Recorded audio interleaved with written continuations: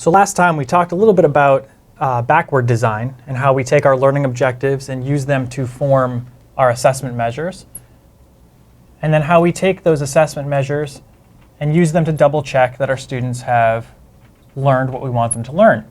Now, in between those two things come the activities and the instruction that we need to do to make sure that students are understanding the content as it's presented. This gets a little complicated because students don't always interpret things the way we expect them to or want them to. This is something we've talked a little bit about in a book chapter we've written in a book edited by Garrow Green and James Kaufman called Video Games and Creativity, although it's not exclusive to games and game-based instruction. What I'm going to do right now is explain to you a little bit about how that works and what it means for you as an instructor. Now, the principle I'm talking about is something called the levels of narrative. What that means is that when we're telling a story or interpreting a story, hearing a story, there are 3 levels at which we activate as both speakers and listeners. The first is the one that we're probably all most familiar with, which is the narrative as intended, or the narrative as told. That's when you have the instructor or the storyteller telling a story with a particular intention in mind. For instance, if I'm going to tell a story about, with a theme about loving your family, I'm expecting that my audience is going to come out and understand that the story was about loving your family. However, it gets a little bit more complicated when you bring individual experiences into the mix.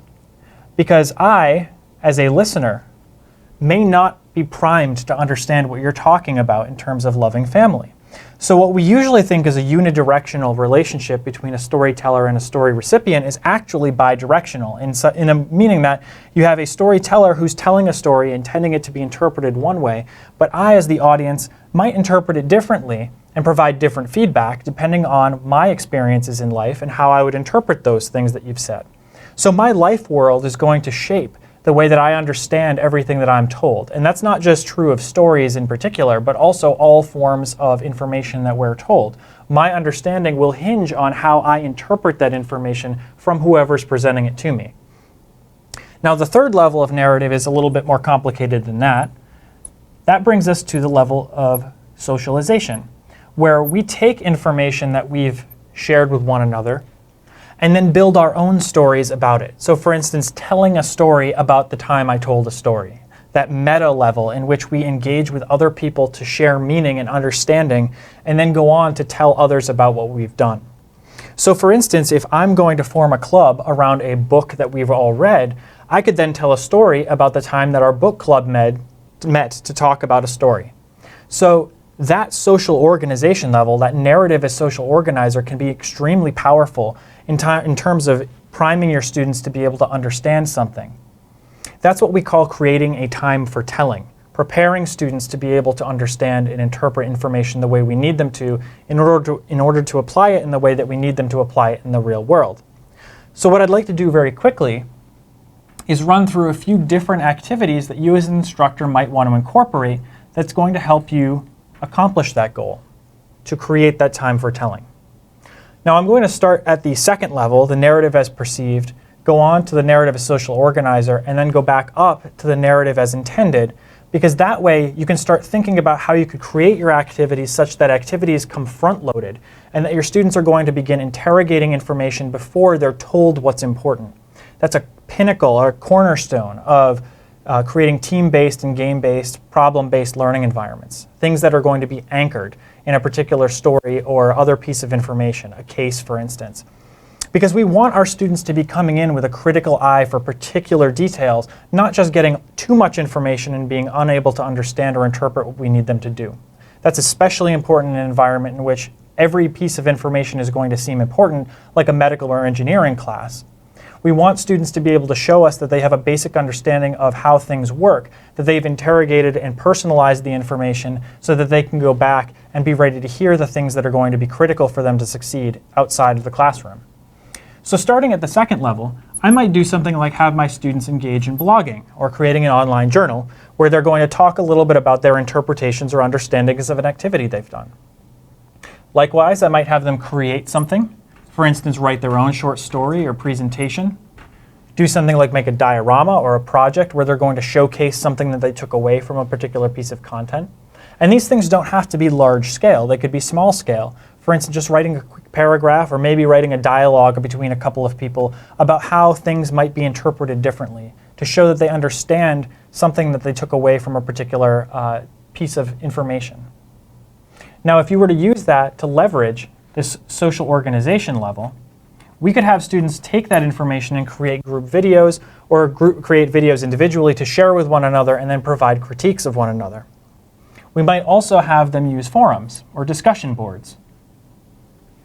That can involve giving students blanket rein to be able to talk about whatever they want to talk about with respect to a particular piece of content. Or it could be that you give them a particular prompt, that there's a certain question you want them to address, and that they're going to go on a web search to maybe do that. Related to this is something called a challenge cycle or a web cycle, where certain pieces of information are available for students to go and look at, and while they don't need to go and look at all of it, they can look at different pieces and then cobble together an understanding that you can go and reflect on as a group. We can also have students do things like create presentations as groups. For instance, presenting online or in person, coming together and share information that way. Or we have them Jigsaw, which is slightly more informal, where students are going to break into small subgroups of a larger group, take a particular piece of content, interrogate it in a subgroup, and then come back and share out what they've taken away from it, so that others in the group, the larger group, are able to understand something that maybe they don't have time to focus on. So this is a really important piece of team-based learning. You break up the team into smaller components. Each component part of the team comes back with something that they've discovered, and they share out in the form of small group presentations. Now, going back up to the first level of narrative, we have direct instruction. Direct instruction can take the form of doing a face-to-face presentation like a lecture, or something like this, using a whiteboard to be able to present something to an audience so that they're going to be able to take something away from it. I might also use tools like polling, for instance, using Socrative or Poll Everywhere, maybe a clicker or some other kind of app. And the idea of using polling is that I can present information, ask for formative feedback from my students as we're going along, and then collect information as I go to understand whether or not my audience understands what we're talking about. There's some interesting applications of this using Twitter in particular, where you can have a live feed of Twitter tweets going on so that you can see what people are talking about as you're presenting and potentially address questions on the fly. So when you're talking about how you want to organize activities to be able to check your learning objectives and assessments, these are the kinds of things you want to be thinking about.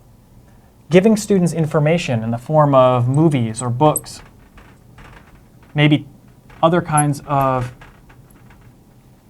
information conveying tools. It could be video games, it could be a comic book or some other kind of graphic piece, maybe artwork or, for instance, a stage play. All of these things are forms of narrative or forms of storytelling. It just comes down to which level are you having students participate at.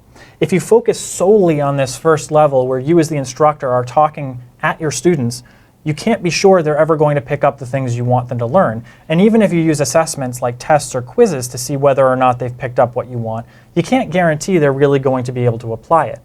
So by focusing on this second and third level of narrative, the narrative as perceived and the narrative as social organizer, you can create that time for telling in which students will be primed and ready to understand the things that you need to tell them that's critical for them to know.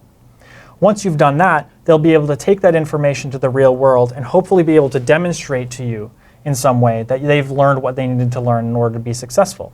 And that's what's going to make for a great classroom environment, one in which you've taken the three levels of narrative, broken them down with your students, asked them to reflect, demonstrate something, not just regurgitate it on a test in the form of multiple choice questions, and be able to showcase something that they've actually done that's going to be applicable to the real world environment.